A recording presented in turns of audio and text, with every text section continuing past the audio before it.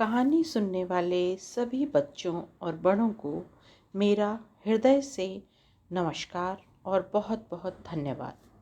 आज मैं आपको अनुपमा अनुश्री की कहानी इंद्रधनुषी रंग सुनाने जा रही हूँ। आशा करती हूँ आप पसंद करेंगे। छपाक धप ऊंची उछाल लगाई और कुलांचे भरता हुआ अपनी टोली के साथ जंगल में पेड़ों की ओट में चला गया। रेशमी सुनहरी त्वचा और उस पर भूरे सफ़ेद रंग के धब्बे, खूबसूरत बड़ी बड़ी आँखें, चौकन्ने कान, फुर्तीला इतना कि पल भर में यहाँ से वहाँ उड़नछू। यह था सोना मृग। अरे मम्मा, यहाँ आओ, मुझे कुछ पूछना है। वान्या ने अपनी कहानी की किताब पढ़ते हुए माँ को पुकारा। अब क्या हुआ? कहाँ अटक गई तुम्हारी कहानी? माँ ने वान्या के पास आते हुए कहा। कहानी में ऊपर लिखा है सोना हिरण और नीचे लिखा है सोना मृग। तो बताओ तो माँ, मृग क्या होता है? अरे मेरी लाड़ो, हिरण को ही मृग कहते हैं। समझाते हुए माँ सोचने लगी कि वान्या अभी इतनी छोटी है, लेकिन उसे वन्य प्राणियों और वन्य जीवन से बहुत लगाव है। बड़ी उत्सुकता से पूछती रहती है जंगलों और जानवरों के बारे में। ठीक है माँ, थैंक यू। पता नहीं कब मैं वापस स्कूल जाऊंगी। 3 दिन से घर पर ही हूँ। तबीयत ठीक हो जाए तो मैं स्कूल जाकर दोस्तों के साथ मस्ती करूँ। हाँ हाँ, तुम तो बिल्कुल स्कूल जाओगी। जब तुम्हें कहते हैं कि अच्छी न्यूट्रिशंस डाइट लो तो तुम अनसुनी कर देती हो। ना ही तुम्हें सब्जियां अच्छी लगती हैं और ना ही दूध पीना पसंद है। तुम जो फास्ट फूड खाती हो उसमें बहुत सारे प्रिजर्वेटिव्स होते हैं, फिर उन्हें खाकर तुम बीमार पड़ जाती हो। तभी पापा ने मम्मी को आवाज़ लगाई और बताने लगे कि कैसे उनके दोस्त की बेटी श्रेया स्कूल रेस में भाग लेने की तैयारी कर रही है। कैसा है मेरा बच्चा? पापा ने सिर पर हाथ फेरते हुए कहा। पापा, मैं जल्दी से ठीक होना चाहती हूँ। मुझे भी रेस में भाग लेना है। हाँ, तुम जल्दी ठीक हो जाओ, ताकत बढ़ाने वाली चीज़ें खाओ। ठीक है पापा, कहते हुए वान्या ने फिर किताब खोली और कहानी में खो गई। अपने परिवार के साथ निकल पड़ा सोना मृग। सर्दियों की धूप सेकने के लिए साथ में हरी हरी घास और उछल उछल कर सेब और मेपल के पेड़ों की छोटी छोटी शाखाएं तोड़कर खा रहा है। खा पी कर सोना अपनी माँ के पास आकर बैठ गया और बोला, माँ, कहानी सुनाओ ना। हिरण की माँ कहानी सुनाने लगी। कहानी में है इंसानों की बातें। सोना, एक बार एक परिवार हमारे यहाँ आया और जानते हो, उसने देखा कि हम लोग कितनी तेजी से उछलते हैं।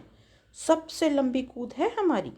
और उनका नन्हा बेटा बड़े ध्यान से अपनी माँ की बातें सुन रहा था कि हम हिरण शाकाहारी हैं, लेकिन हमारे अंदर गजब की फुर्ती है और हम वन से प्राप्त खाद्य सामग्री खाते हैं। गाजर, सेब, हरी पत्तियाँ, अंगूर, नाशपाती, हम सब बड़े शौक से खाते हैं। फिर बोली, देखा सोना, कितने प्यार से हमारे बारे में बता रहे हैं ये इंसान। अरे वाह! सोना की आंखें गर्व और खुशी से चमक उठी।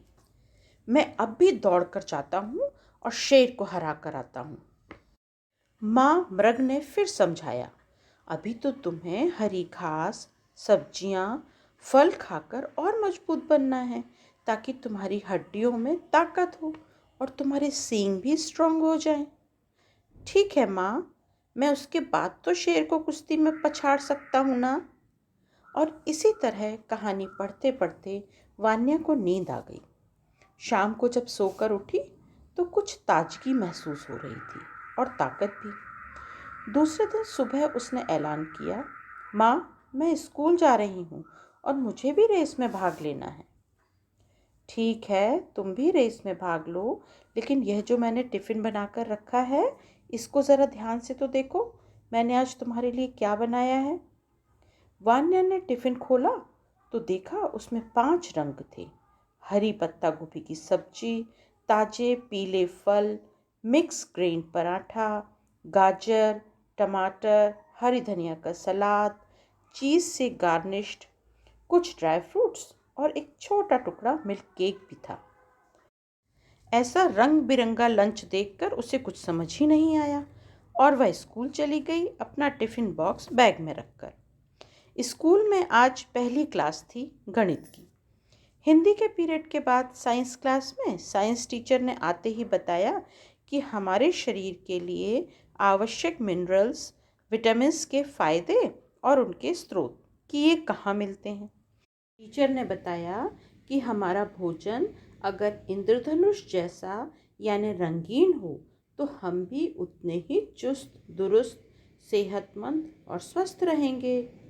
तभी लंच की घंटी बज गई और वान्या को अपना रंग बिरंगा लंच आज अचानक से बहुत खूबसूरत लगने लगा।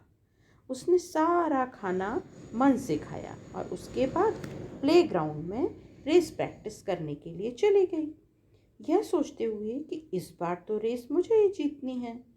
शाम को घर पहुंचते ही उसने अपनी माँ को सारी बात बताई और कहा कि माँ, इस तरह मुझे हमेशा रंग बिरंगा टिफ़िन बॉक्स ही चाहिए।